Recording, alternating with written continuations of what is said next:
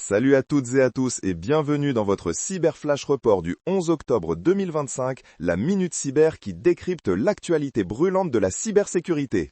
Aujourd'hui, on a un programme chargé entre les mauvaises nouvelles qui font la une et les efforts pour renforcer nos défenses. Commençons sans plus attendre. Imaginez ne plus trouver votre bière préférée en veillon. C'est presque ce qui est arrivé à Asahi Breweries. Ils ont subi une cyberattaque majeure qui a malheureusement entraîné une crise d'approvisionnement. Ouf! Ça, c'est l'impact direct et bien concret d'une cyberattaque sur le quotidien. Heureusement, le monde entier ne reste pas les bras croisés. Excellente nouvelle, Hanoï s'apprête à accueillir la cérémonie de signature de la Convention des Nations Unies contre la cybercriminalité, un grand pas vers une coopération internationale plus solide contre ces menaces transfrontalières. Enfin, pour les petites et moyennes entreprises, souvent les plus vulnérables, une lueur d'espoir. SentinelOne et Elpha Secure s'associent pour offrir des solutions d'assurance cybersécurité. Parce que la prévention c'est bien, mais être couvert c'est mieux. Côté législation, ça bouge beaucoup. Aux États-Unis, la loi sur le partage d'informations sur la cybersécurité, la CISA, arrive à expiration. Un vide juridique potentiel qui pourrait inquiéter. Et en Europe, la conformité à la nouvelle loi sur la cyber-résilience, la CRA, devient urgente pour les fabricants. Un signal clair que la réglementation se durcit pour protéger les consommateurs.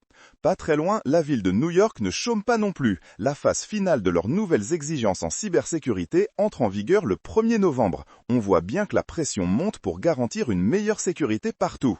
Mais les menaces, elles, ne s'arrêtent jamais. Forescout a révélé que le groupe de activistes Toonet a ciblé un de leurs honeypots, une sorte de piège à hackers dans une entreprise de distribution d'eau. Même les appâts sont attaqués. C'est pour dire l'ingéniosité ou l'audace de certains.